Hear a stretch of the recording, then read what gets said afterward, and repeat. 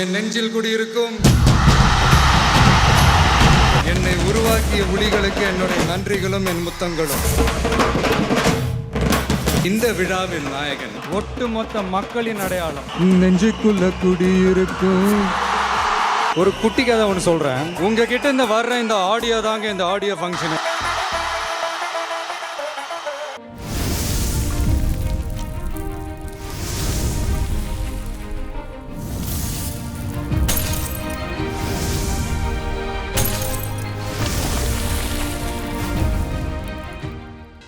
தளபதி விஜய் திரைப்படத்துறையில் அடியெடுத்து வைத்த நாளில் இருந்து தனது தனித்துவமான நடிப்பு, அழகான தோற்றம் மற்றும் அசாதாரணமான திரைப்பார்வை ஆகியவற்றால் ரசிகர்களின் இதயங்களை கவர்ந்துள்ளார். அவரது ஒவ்வொரு படமும், அவரது ஒவ்வொரு செயலும் ரசிகர்களின் ஆர்வத்தை தூண்டி அவர்களை உற்சாகப்படுத்தியுள்ளது. நாளைய தீர்ப்பு படத்தின் மூலம் திரையுலகில் அறிமுகமாகி இன்று இந்திய சினிமாவில் உச்சத்தை தொட்டு நிற்கிறார்.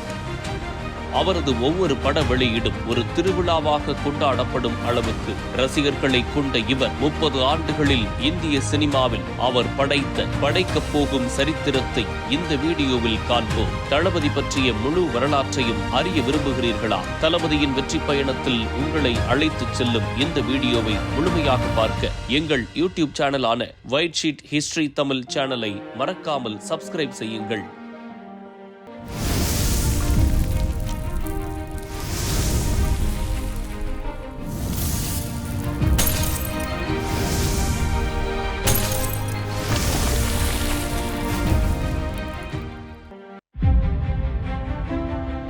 திரையின் மீதான அபாரமான காதல், திறமையின் உச்சம், ரசிகர்களின் இதயங்களில் என்றென்றும் நீங்காத இடம், இவை எல்லாமே ஒருவரை சுற்றி வரும் வார்த்தைகள். அவர் வேறு யாருமல்ல, தமிழ் சினிமாவின் இளைய தளபதி விஜய். ஜூன் 22, 1974 ஆண்டு பிறந்த இவரது தந்தை எஸ்.ஏ. சந்திரசேகர் தமிழ் சினிமாவின் மிக முக்கியமான இயக்குநராக வலம் வந்தவர். அதேபோல் அவரது தாய் ஷோபா ஒரு சிறந்த பாடகி.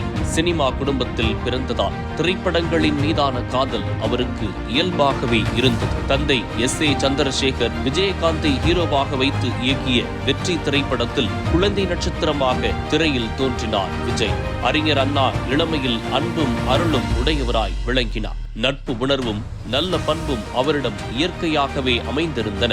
இதுதான் தமிழ் சினிமாவில் நடிகர் விஜய் பேசிய முதல் வசனம். வெற்றி திரைப்படத்தில் நடிகர் விஜய் பேசிய வசனம்தான் இது. எஸ்.ஏ. சந்திரசேகர் 1984 தான் இயக்கிய வெற்றி திரைப்படத்தின் பிளாஷ்பேக் காட்சிகளில் விஜயகாந்தின் சிறுவயது கதாபாத்திரத்திற்கு யாரை நடிக்க வைப்பது என்ற பேச்சுகள் எழுந்தபோது தனது மகன் விஜயை நடிக்க வைக்க முடிவு செய்தார். படத்தில் தந்தையை இழந்த மகனாக நீதிமன்ற கூண்டில் 10 வயது சிறுவன் விஜய் பேசும் வசனம் ஆக்ரோஷமாகவே இருக்கும். இதன் பின்னர் குடும்பம், நான் சிகப்பு மனிதன், வசந்தராகம், சட்டம் ஒரு விளையாட்டு, இது எங்கள் நீதி போன்ற பல படங்களில் குழந்தை கதாபாத்திரமாக நடிக்கத் தொடங்கினார் விஜய். சினிமாவில் பிஸியாக இருந்தாலும் விஜய் படிப்பையும் முக்கியமாக கருதினார். நான் சிகப்பு மனிதன் படத்திற்கு பிறகு 7 ஆண்டுகள் படிப்பில் மட்டுமே கவனம் செலுத்தினார். லயோலா கல்லூரியில் விஷுவல் கம்யூனிகேஷன் படித்துக் கொண்டிருந்த ஒரு இளைஞன் தனது வாழ்க்கையை முற்றிலும் மாற்றப் போகும் ஒரு முடிவை எடுத்தார். மகனுக்கு மிகப்பெரிய மருத்துவமனை கட்டி கொடுத்து அதில் டாக்டர் விஜய் என்ற பெயருடன் விஜய் மருத்துவராக வேண்டும் என்பதை தந்தை எஸ்.ஏ. சந்திரசேகரின் கனவாக இருந்தது. ஆனால் தனக்கு நடிப்பதில்தான் ஆசை இருக்கிறது என கூறியதும் பெற்றோருக்கு அதிர்ச்சி ஏற்பட்டுள்ளது. இரவு முழுவதும் விஜய்க்கும் பெற்றோருக்கும் பெரும் வாக்குவாதமாக மறுநாள் காலையில் வீட்டில் விஜய் இல்லை என்ற அதிர்ச்சி செய்தி வந்தது. நான் வெளியே செல்கிறேன், என்னை யாரும் தேட வேண்டாம் என கடிதம் எழுதி வைத்துவிட்டு வீட்டை விட்டு வெளியே போக தாய் ஷோபா பதறி போக எஸ்.ஏ. சந்திரசேகரோ பதறாதே, உதயம் தியேட்டரில் தான் இருப்பான், அழைத்து வருகிறேன் என கூறியிருக்கிறார். தந்தை கூறியது போலவே உதயம் தியேட்டரில் கிழக்கு கரை படம் பார்த்து கொண்டிருந்தார் விஜய். வா போகலாம் என தந்தை கூப்பிட, இங்க கூட என்ன நிம்மதியா இருக்க விட மாட்டீங்களா என அரை மனதுடனே வீட்டிற்கு சென்றுள்ளார் விஜய். அவனுக்கு நிச்சயம் ஒரு இடத்தை அமைத்து தர வேண்டும் என முடிவு செய்து விஜய்க்கு என பிரத்யேகமாக ஒரு போட்டோ ஷூட் எடுத்து தனது தயாரிப்பில் பெரும் இயக்குனரை வைத்து மகனை அறிமுகம் செய்யலாம் என முடிவு செய்து பல இயக்குனர்களின் வீடுகளுக்கு SA சந்திரசேகர் சென்றுள்ளார். ஆனால் விஜயை வைத்து படம் இயக்க யாரும் முன்வரவில்லை. இறுதியாக தானே விஜயை அறிமுகப்படுத்துவது என முடிவு செய்ததால் SA சந்திரசேகர் 1992ஆம் ஆண்டு நாளைய தீர்ப்பு என்ற படத்தின் மூலம் அறிமுகமானார் நடிகர் விஜய். யாரு இவெல்லாம் நடிகனா, இந்த மூஞ்சியெல்லாம் டிக்கெட் வாங்கி பார்க்கணுமா என விஜய் தோற்றம் குறித்து விமர்சனங்கள் எழுந்தன. இது விஜயின் காதுகளுக்கும் சென்றது. ஆனால் இதையெல்லாம் கேட்டு துவண்டு போகவில்லை. தனது திறமையை நிரூபித்தே ஆக வேண்டும் என தீர்க்கமாக இருந்தார். 1993ஆம் ஆண்டு நடிகர் விஜயகாந்துடன் விஜயை இணைத்து செந்தூரபாண்டி என்ற படத்தை உருவாக்கினார். விஜயகாந்துடன் இணைந்து நடித்த செந்தூரபாண்டி படம் விஜய்க்கு ஒரு திருப்பு முனையாக அமையும் என்று எதிர்பார்க்கப்பட்டது. ஆனால் அப்படம் சுமாரான வெற்றியை தான் பெற்றது. இந்த தொடர் தோல்விகளுக்கு பிறகு விஜய் ஒரு முடிவுக்கு வந்தார். அடுத்த படத்தை நிச்சயமாக வெற்றியடைய செய்ய வேண்டும் என்ற தீர்மானத்துடன் அவர் பணியாற்றினார். அந்த முயற்சியின் வெளிப்பாடாகவே 1994 ரசிகன் படம் உருவானது. அப்படத்தின் வெற்றிக்கு பிறகு விஜயின் வெற்றி பயணம் தொடங்கியது. ராஜாவின் பார்வையிலே படத்தில் ஜானகி சௌந்தர் என்ற புதிய இயக்குனருடன் இணைந்தார் விஜய். இந்த படம்தான் விஜய், அஜித் ஆகியோர் இணைந்து நடித்த படமாகும். இந்த இணைப்பு மீண்டும் எப்போது நடக்கும் என்பதை தற்போது வரையிலும் அனைவரது எதிர்பார்ப்பாக உள்ளது. இந்த நிலையில் தான் இயக்குனர் விக்ரமனோடு விஜய் கூட்டணி அமைத்தார். பூவே உனக்காக படத்திற்காக இணைந்த இந்த கூட்டணி மாபெரும் வெற்றியை பதிவு செய்தது. 1992ஆம் ஆண்டு ஹீரோவாக அறிமுகமான விஜய்க்கு 1996ஆம் ஆண்டு வெளியான இந்த பூவே உனக்காக படம்தான் சூப்பர் ஹிட் ஆனது. காதலை மையமாக வைத்து எடுக்கப்பட்ட இந்த படம் விஜய் என்ற நடிகனை தமிழகத்தின் பட்டி தொட்டி எங்கும் கொண்டு சேர்த்தது. அதுவரை எத்தனையோ படங்களில் நடித்திருந்தாலும் பூவே உனக்காக படம் திரையரங்குகளில் 250 நாட்களை கடந்து ஓடியது. பூவே உனக்காக படத்தின் மூலம் விஜய் அதிகப்படியான பெண் ரசிகர்களை பெற்றார். 1994இல் வெளியான ரசிகன் படத்தில் விஜய் கழிக்கப்பட்ட இளைய தளபதி பட்டம் பூவே உனக்காக படத்திற்கு பின்னர் தான் தமிழ்நாடு எங்கும் பிரபலமானது. சினிமாவில் ஹீரோவாகி 4 ஆண்டுகள் கழித்து பெரும் வெற்றியை பதிவு செய்த விஜய் தன்னுடைய சினிமா பயணத்தை கவனமாக கையாளத் தொடங்கினார். விஜய் தேர்ந்தெடுக்கும் கதைகள் அவருக்கு பொருத்தமாகவும் நேர்த்தியாகவும் அமைய வேண்டும் என்பதால் SA சந்திரசேகரும் கதை தேர்வில் கவனம் செலுத்தினார். அந்த வகையில் காலமெல்லாம் காத்திருப்பேன், லவ் டுடே, ஒன்ஸ் மோர், நேருக்கு நேர் என்ற அடுத்தடுத்த படங்கள் வெற்றியடைந்து விஜயை புகழின் உச்சத்திற்கு கொண்டு சென்றது.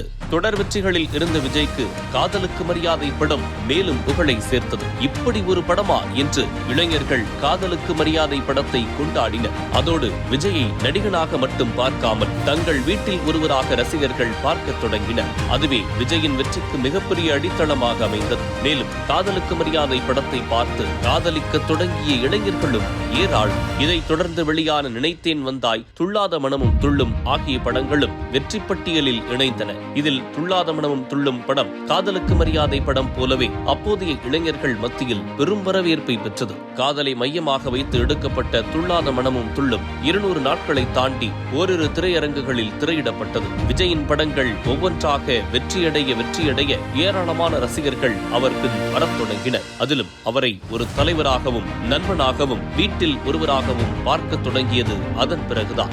2000 மற்றும் 2001 விஜயின் சினிமா கரியரில் மிக முக்கியமான வருடங்கள். குஷி, பிரியமானவளை, ஃப்ரெண்ட்ஸ், பத்ரி இந்த 4 படங்கள் தொடர்ச்சியாக 100 நாட்களை தாண்டி ஓடின. விஜய் வயதில் இருந்த நடிகர்களோ அல்லது விஜய்க்கு போட்டியாக இருந்த நடிகர்களோ நிகழ்த்த முடியாத இந்த சாதனையை மிக எளிமையாக நிகழ்த்தி காட்டி அசத்தினார் விஜய். விஜய் ரசிகர்கள் எண்ணிக்கையும் அதிகரித்தது. லவ் டுடே, காதலுக்கு மரியாதை, துள்ளாத மனமும் துள்ளும், குஷி, பிரியமானவளை, பத்ரி என காதல் ஹிட் படங்களை கொடுத்து வந்த விஜய் பகவதி படத்திற்கு பின் முழு நேர ஆக்ஷன் ஹீரோவாக மாறினார். திருமலை, கில்லி, போக்கிரி, துப்பாக்கி, கத்தி, மாஸ்டர், பீஸ்ட், லியோ, கோட் என தனது வளர்ச்சியை எந்த அளவுகோலையும் வைத்து அளக்க முடியாத அளவு தற்போது உயர்ந்து நிற்கிறார். கில்லி மூலம் தமிழ் சினிமாவின் முதல் 50 கோடி வசூல் படத்தையும், துப்பாக்கி மூலம் முதல் 100 கோடி வசூல் படத்தையும் கொடுத்தது விஜய் தான். இப்போதும் படத்திற்கு படம் வசூலும் வரவேற்பும் அதிகரித்துக் கொண்டேதான் இருக்கிறது. 3 முறை தமிழ்நாடு அரசு விருது, 2007இல் டாக்டர் பட்டம், 2018இல் பிரிட்டனில் சர்வதேச விருது என அடுத்த கட்டத்திற்கு சென்று கொண்டே இருந்தார் விஜய். எத்தனை உயரம் சென்றாலும் அதனை பெரிதும் வெளிக்காட்டிக் கொள்ளாத மிகவும் அமைதியான சாந்தமான நபர் விஜய் என்ற பெயரையே பெற்றுள்ளார். இந்த அமைதிக்கு பின் ஒரு கதையும் உண்டு. தனது பள்ளி பருவத்திலிருந்து மிகவும் சுட்டித்தனமான பையனாகத்தான் வளர்த்தார். விளையாடுவது, போட்டிகளில் பங்கேற்க வெளிநாடு செல்வது என கலகலப்பாகவே வளர்ந்த சிறுவன் விஜய் தனது தங்கை வித்யாவின் இறப்பிற்கு பின்னரே அமைதியான நபராக மாறினார். வித்யா என்று சப்தமாக அழுததோடு அவரின் குரலின் வலிமை அடங்கி சாந்தமாக மாறிவிட்டார் விஜய் என்று ஒரு பேட்டியில் அவரது தாய் ஷோபா தெரிவித்திருக்கிறார். என் நெஞ்சில் குடியிருக்கும் என்னை உருவாக்கிய ஒளிகளுக்கு என்னுடைய நன்றிகளும் என் முத்தங்களும். இந்த விழாவின் நாயகன் ஒட்டுமொத்த மக்களின் அடையாளம் நெஞ்சுக்குள்ள குடியிருக்கும். ஒரு குட்டி கதை ஒன்று சொல்றேன். உங்ககிட்ட இந்த வர்ற இந்த ஆடியோ தாங்க இந்த ஆடியோ ஃபங்க்ஷன். 30 ஆண்டுகளில் இந்திய சினிமாவில் அவர் படைக்கப் போகும் சரித்திரத்தை இந்த வீடியோவில் காண்போம். தளபதி பற்றிய முழு வரலாற்றையும் அறிய விரும்புகிறீர்களா? தளபதியின் வெற்றி பயணத்தில் உங்களை அழைத்துச் செல்லும் இந்த வீடியோவை முழுமையாக பார்க்க எங்கள் யூடியூப் சேனலான ஒயிட் ஷீட் ஹிஸ்டரி தமிழ் சேனலை மறக்காமல் சப்ஸ்கிரைப் செய்யுங்கள்.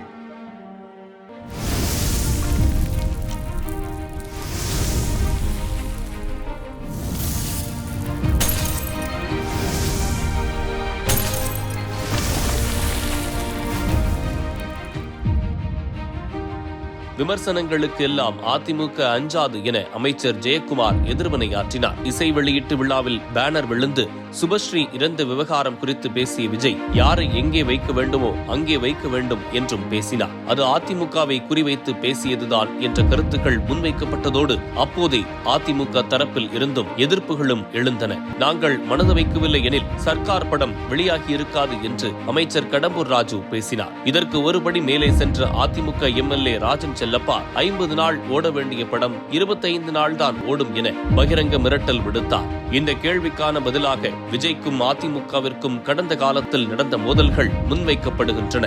விஜயின் சினிமா வாழ்க்கையிலும் அரசியல் வாழ்க்கையிலும் முக்கியமான படமாக இருக்கும் என எதிர்பார்க்கப்பட்ட சர்க்கார் படம் அவரை அசைத்து பார்த்திருக்கிறது. படப்பிடிப்பு முடிந்த பின்னர் அந்த படத்தின் கதை தன்னுடையது என உதவி இயக்குனர் வருண் ராஜேந்திரன் தென்னிந்திய திரைப்பட எழுத்தாளர் சங்கத்தில் புகார் அளித்தார். வருண் ராஜேந்திரனுக்கு படத்தின் டைட்டில் கார்டில் நன்றி தெரிவிப்பதாக முருகதாஸ் ஒத்துக்கொண்ட பின்னர் அந்த பிரச்சனை முடிந்துவிட்டதாக கருதப்பட்டது. உண்மையான சர்ச்சைகள் அதன் பின்னர் தான் தொடங்கியது. படத்தில் வில்லி கதாபாத்திரத்தில் நடித்திருந்த வரலட்சுமி பெயர் கோமலவள்ளி என்று இருந்தது பிரச்சனையானது. கோமலவள்ளி என்பது மறைந்த தமிழக முதல்வர் ஜெயலலிதாவின் இயற்பெயர் என்பதால் அதிமுகவினர் எதிர்ப்பு தெரிவித்தனர். ஜெயலலிதாவின் புகழுக்கு களங்கம் விளைவிக்கும் வகையிலான காட்சிகளை நீக்க தேவையான நடவடிக்கைகளை அரசு எடுக்கும் என செய்தி மற்றும் விளம்பரத்துறை அமைச்சர் கடம்பூர் ராஜு தெரிவித்தார். மதுரையில் அதிமுக சட்டமன்ற உறுப்பினர் ராஜன் செல்லப்பா தலைமையில் சர்க்கார் படம் திரையிடப்பட்ட திரையரங்கம் முன் போராட்டம் நடத்தப்பட்டது. அதனையடுத்து படம் திரையிடப்பட்ட திரையரங்குகளில் காவல்துறையினர் குவிக்கப்பட்டனர். உண்மையில் விஜய் படங்களுக்கு இதுபோன்ற பிரச்சனைகள் வருவது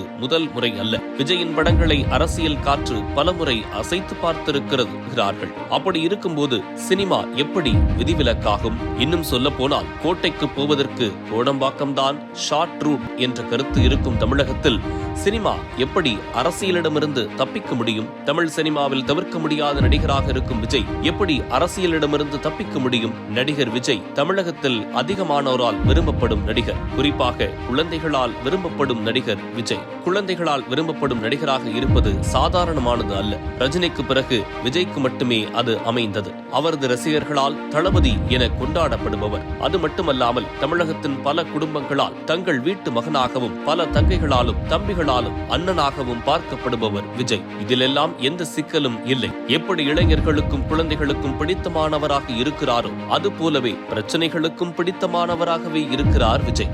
சர்ச்சைகள் இல்லாமல் அவரது படங்கள் வெளியாவது அரிதிலும் அரிதான நிகழ்வு. படத்திற்கான அறிவிப்பு வெளியாகும் போதே இதில் என்ன பிரச்சனைகள் ஏற்படும் என யோசிக்கும் மனநிலைக்கு வந்து விடுகிறார்கள் விஜய் ரசிகர்கள். அதோடு என்ன பிரச்சனை வந்தாலும் எங்கள் தளபதி சமாளித்து விடுவார் என பெருமைப்பட்டுக் கொள்ளவும் அவர்கள் தவறுவதில்லை. 2010 2012ஆம் ஆண்டு விஜய் நடிப்பில் AR முருகதாஸ் இயக்கிய துப்பாக்கி படத்தின் போஸ்டர்களில் விஜய் புகைப்பிடிப்பது போன்ற காட்சிகள் இடம்பெற்றிருந்தன. அதற்கும் எதிர்ப்புகள் இருந்தது. விஜய் புகைப்பிடிப்பது போன்ற காட்சிகளை நீக்க வேண்டும் என கோரி சென்னை காவல்துறை ஆணையர் அலுவலகத்தில் புகார் அளிக்கப்பட்டது. சௌமியா அன்புமணியின் பசுமை தாயகம் அமைப்பு விஜய் புகைப்பிடிப்பது போன்ற காட்சிகளை நீக்க வேண்டும் என கோரியதோடு படக்குழுவினர் மீது நடவடிக்கை எடுக்க வேண்டும் எனவும் கோரிக்கை விடுத்தது. இயக்குனர் முருகதாஸ் புகைப்பிடிப்பது போன்ற காட்சிகள் படத்தில் இடம்பெறாது என்றும் விளம்பரத்திற்காக மட்டும் அது பயன்படுத்தப்படும் எனவும் தெரிவித்தார். அதற்கும் எதிர்ப்பு வரவே அந்த காட்சிகள் நீக்கப்பட்டன. அது மட்டுமல்லாமல் படத்தின் தலைப்பு குறித்தும் சர்ச்சை எழுந்தது. அந்த சர்ச்சைகளை தாண்டி வெளிவந்த துப்பாக்கி படம் நல்ல வரவேற்பை பெற்றது. துப்பாக்கி படத்தை அடுத்து தலைவா படத்தில் நடித்த விஜய் அந்த படத்தின் டைட்டில் தலைவா என்ற வார்த்தைக்கு கீழ் டைம் டு லீட் என்ற ஆங்கில வார்த்தை இடம்பெற்றிருந்தது. விஜயின் அரசியல் வருகைக்கு கட்டியம் கூறுவது போல் இந்த தலைப்பு இருப்பதாக கூறப்பட்டது. அந்த வாதங்களுக்கு இன்னும் வலு சேர்க்கும் வகையிலான வசனம் ஒன்று படத்தின் ட்ரெய்லரில் இருந்தது. நடிகருங்கிறதும் தலைவன்கிறதும் நாம தேடி போற விஷயம் இல்ல, நம்ம தேடி வர விஷயம் என வசனம் பேசுவது போல் காட்சிகள் இருந்தன. படம் ஆகஸ்ட் 9 வெளியாகும் என அறிவிக்கப்பட்ட நிலையில் திடீரென படம் வெளியாகும் தியேட்டர்களுக்கு வெடிகுண்டு மிரட்டல் வந்ததாக கூறப்பட்டது. படம் வெளியாகுமா என்பதே சந்தேகமானதாக மாறியது. திட்டமிட்டபடி படம் வெளியாகும் என அறிவிக்கப்பட்டு அதேபோல் தமிழகம் தவிர மற்ற இடங்களில் வெளியாகவும் செய்தது. தமிழகத்தில் படம் ஏன் வெளியாகவில்லை என்பதற்கான காரணமே பலருக்கும் தெரியவில்லை. துப்பாக்கி படத்தின் போது விஜய்க்கு ஆதரவாக இருந்த தமிழக அரசு தலைவா பட பிரச்சனையில் அமைதியாக இருந்தது.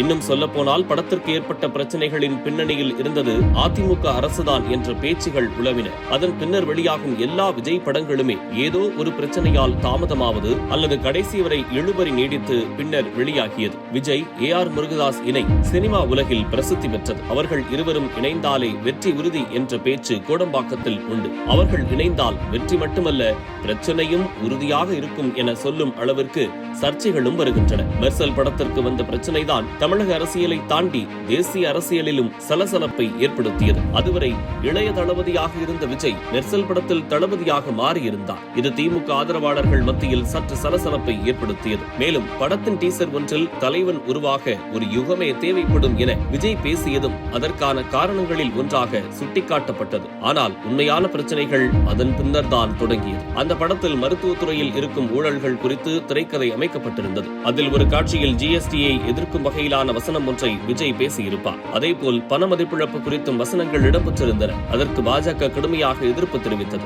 மத்திய அரசின் திட்டங்களை கொச்சைப்படுத்துவது போன்ற வசனங்கள் இருப்பதாக கூறி அதற்கு எதிர்ப்பு தெரிவித்த பாஜக தமிழக தலைவர் தமிழிசை சவுந்தரராஜன் அந்த காட்சிகள் நீக்கப்பட வேண்டும் என கோரிக்கை விடுத்தார். பாஜக தேசிய செயலாளர் H. ராஜா இன்னும் ஒரு படி மேலே போய் அதுவரை எல்லோராலும் விஜயாக மட்டும் தமிழக மக்களால் அறியப்பட்டிருந்தவரை ஜோசப் விஜய் என அழைத்தார். அது பலத்த விமர்சனங்களை ஏற்படுத்தியது. மத ரீதியிலான பிரச்சனைகளை ஏற்படுத்த H. ராஜா முயல்வதாக குற்றம் சாட்டப்பட்டது. மேலும் கருத்து சுதந்திரத்தை நசுக்கும் வகையில் பாஜக செயல்படுவதாக குற்றம் சாட்டப்பட்டது. எல்லாவற்றிற்கும் மேலாக மெர்சல் படத்திற்கு ஆதரவாக ட்விட்டரில் கருத்து தெரிவித்தார் காங்கிரஸ் தலைவர் ராகுல் காந்தி. திரு மோடி தமிழ் சினிமா கலாச்சாரத்தோடு ஆழமான தொடர்புடையது. மெர்சல் பட விவகாரத்தில் தலையிடுவதன் மூலம் தமிழின் பெருமையை சீர்குலைக்க முயலாதீர்கள் என பதிவிட்டிருந்தார் ராகுல் காந்தி. மெர்சல் தேசிய அரசியல் பிரச்சனையானது. ஒரு கட்டத்தில் பாஜக வேண்டுகோளுக்கு இணங்க சர்ச்சைக்குரிய வசனங்களை நீக்க தயாரிப்பு தரப்பு ஒப்புக்கொண்டதாக தகவல்கள் வெளியாகின. அதுவரை பாஜகவை விமர்சித்துக் கொண்டிருந்தவர்கள் மெர்சல் படக்குழுவை விமர்சிக்க தொடங்கினர். ஆனால் வசனங்கள் எதுவும் நீக்கப்படாது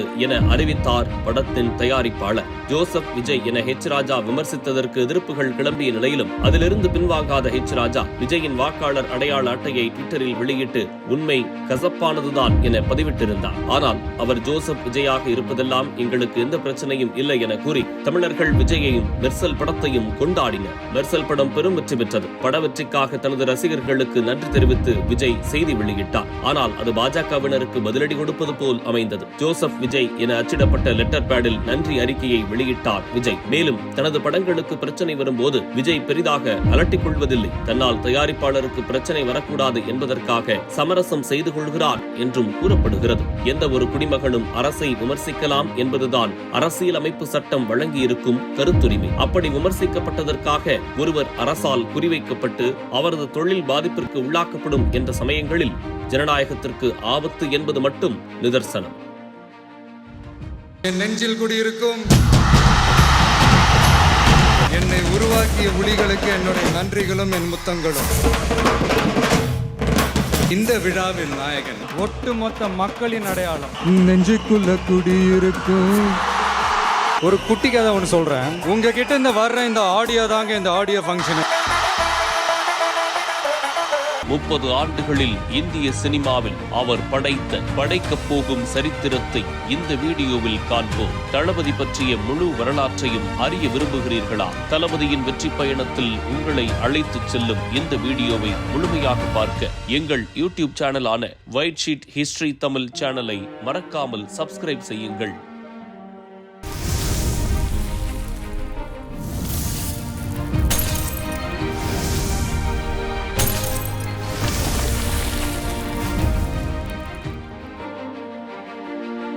சமூக பிரச்சனைகளுக்காக விஜய் குரலை எழுப்பும் போதெல்லாம் அது நேஷனல் நியூஸாக மாறுகிறது என்பதே உண்மை. இலங்கையில் தமிழர்கள் சித்திரவதையை அனுபவித்த நேரம் 2008ஆம் ஆண்டு ஈழத்தில் போர் உச்சம் பெற்ற காலகட்டம். அப்போது தென்னிந்திய நடிகர் சங்கம் சார்பில் நடந்த உண்ணாவிரத போராட்டத்தில் பங்கேற்ற விஜய் இலங்கையில் போர் நிறுத்தம் செய்ய நடவடிக்கை எடுக்க கோரி பிரதமருக்கு கடிதம் ஒன்றை எழுதினார். பிரதமருக்கு 1 கோடி தந்திகள் அனுப்ப வேண்டும் என்று கேட்டுக்கொண்டார். அதோடு நிறுத்தாமல் ஒரு வாரத்தில் விஜய் நற்பணி இயக்கம் சார்பாக தமிழகம் முழுவதும் 37 இடங்களில் அவருடைய ரசிகர்கள் உண்ணாவிரதம் இருந்தனர். அப்போதுதான் முதல் முறையாக விஜய் மீது அரசியல் பார்வை விழுந்தது. தனது ரசிகர் மன்றங்களை எல்லாம் சமூக பணியாற்றும் இயக்கமாக மாற்ற நினைத்தார். அப்படியாகவே விஜய் மக்கள் இயக்கம் உருவாகி பல சமூக பணிகளிலும் மக்களுக்கு உதவத் தொடங்கின. தமிழகத்தையே உலுக்கிய தூத்துக்குடி துப்பாக்கிச்சூடு சம்பவத்தில் உயிரிழந்தவர்களின் குடும்பத்தை நேரில் சந்தித்து ஆறுதல் கூறினார் விஜய். மற்ற அரசியல் கட்சி தலைவர்கள் மற்றும் திரைப்பிரபலங்களைப் போல அல்லாமல் அதிகாலையில் தன் ரசிகர்களுடன் இருசக்கர வாகனத்தில்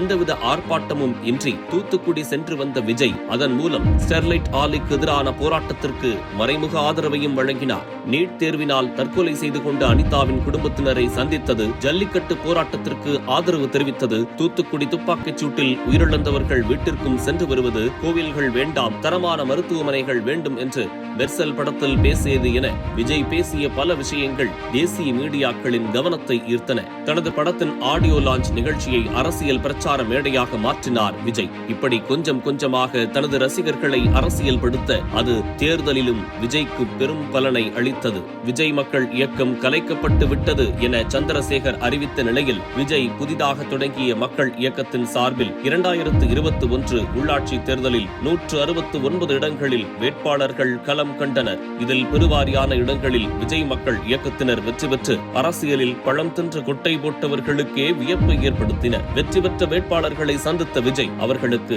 பாராட்டுகளை தெரிவித்ததோடு எப்படி நேர்மையாக பணியாற்ற வேண்டும் என்ற அறிவுரையையும் வழங்கினார். தமிழக அரசியல் களம் எப்போதும் கொந்தளிப்பான இந்த அரங்கில் மக்கள் புதிய காற்றை எதிர்பார்த்து கொண்டிருக்கிறார்கள். இந்தியாவில் வேறு எந்த மாநிலத்திலும் இல்லாத அளவிற்கு தமிழகம் மட்டும்தான் 5 முதலமைச்சர்களை சினிமாவிலிருந்து பெற்றிருக்கிறது. சினிமாவுக்கும் அரசியலுக்குமான தொடர்பு இங்கு அவ்வளவு வலிமையானது. திரையில் நீதிக்காக போராடுபவர்கள் அரசியல் மேடையில் அமர்ந்தாலும் அதையே செய்வார்கள் என்ற பிம்பம் இந்தியா முழுவதும் குறிப்பாக தமிழகத்தில் கூடுதலாக பரவி இருப்பதை எவராலும் மறுக்க முடியாது.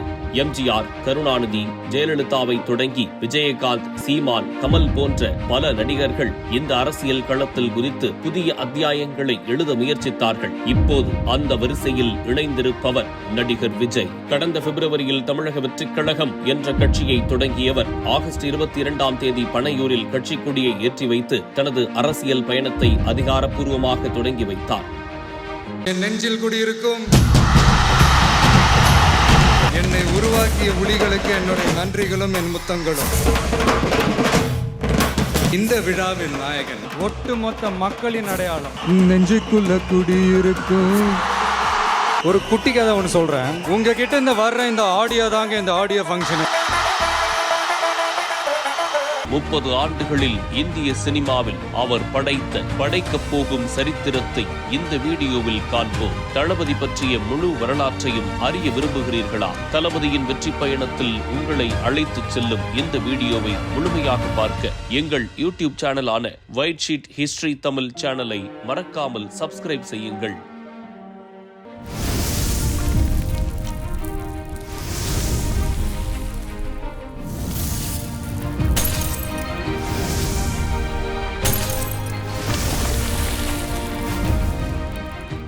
தி கோட் படத்தின் ட்ரெய்லர் வெளியான ஒரு வாரத்திற்குள் தாவேகா கட்சி கொடி அறிமுகம், சினிமா, அரசியல் என 2 துறைகளிலும் தனக்கான கவனத்தை ஈர்த்து தனது தாக்கத்தை நிரூபித்திருக்கிறார் விஜய். நடிகர் விஜயின் வெற்றி நாடறிந்தது. இப்போது தாவேகா கட்சியின் தலைவர் விஜய் அரசியல் ஆட்டத்துக்கு முழுமையாக ரெடி. சினிமாவிலிருந்து அரசியலுக்கு வந்த இந்த மாற்றம் பலருக்கும் ஆச்சரியமாக இருக்கலாம். ஆனால் விஜயை நெருங்கி பார்க்கும்போது இது அவருக்குள் இருந்த ஆழமான மாற்றத்தின் வெளிப்பாடு என்பதை புரிந்து கொள்ள முடியும். நாளைய தீர்ப்பு படத்தில் தொடங்கி மக்களின் தீர்ப்புக்காக காத்திருக்கும் 2026 தேர்தல் வரை விஜயின் அரசியல் பயணம் பல திருப்பங்களை எதிர்கொள்ளும். இந்த பயணம் உச்சங்கள் மற்றும் பள்ளத்தாக்குகளை கொண்டிருக்கும். ஆனால் விஜய் தனது தன்னம்பிக்கை மற்றும் மக்கள் ஆதரவுடன் இந்த சவால்களை எதிர்கொள்ள தயாராக இருக்கிறார். 2026 சட்டமன்ற தேர்தல் விஜயின் இலக்கு தெளிவாக உள்ளது. கட்சி தொடக்கம், நிர்வாகிகள் நியமனம், கொடியேற்றம் என அனைத்தும் திட்டமிட்டபடி நடைபெறுகிறது. விஜயின் அரசியல் வருகை வரவேற்பு, எதிர்ப்புகள் கலந்ததாக இருந்தாலும் அவர் மீதான மக்கள் ஆதரவு அவரது அரசியல் பயணத்தை வலுப்படுத்தும். விஜயகாந்தை போலவே விஜயும் மக்கள் மனதில் நீங்கா இடம் பிடிப்பாரா? பேசத் தெரியாதவர் என்று சொல்லப்பட்ட விஜய் இன்று திறமையான பேச்சாளராக மாறியிருக்கிறார். மக்களை கவர்ந்தெழுக்கும் அவரது பேச்சு அவரது அரசியல் வெற்றிக்கு முக்கிய காரணமாக அமையும்.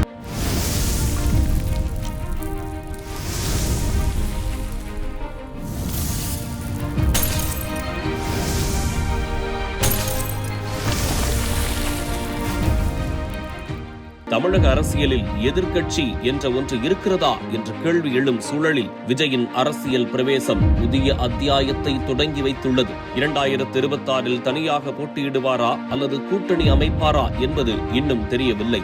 ஆனால் மக்களுக்கு நன்மை செய்ய வேண்டும் என்பதை அவரது இலக்காக இருக்கும் என்பதில் சந்தேகமே இல்லை. விஜயின் இந்த புதிய அரசியல் அத்தியாயம் தமிழக அரசியலில் புதிய பரிமாணத்தை ஏற்படுத்துமா? அடுத்த சில ஆண்டுகளில் நாம் அதற்கான பதிலை தெரிந்து கொள்வோம். 2026 தமிழக அரசியல் களம் விஜயின் வருகையால் புதிய திருப்பத்தை எடுக்க உள்ளது. தளபதியின் வெற்றி பயணம் உங்களுக்கு பிடித்திருந்தால் ஒயிட் ஷீட் ஹிஸ்டரி தமிழ் சேனலை மறக்காமல் சப்ஸ்கிரைப் மற்றும் லைக் செய்து உங்கள் நண்பர்களுடன் பகிருங்கள்.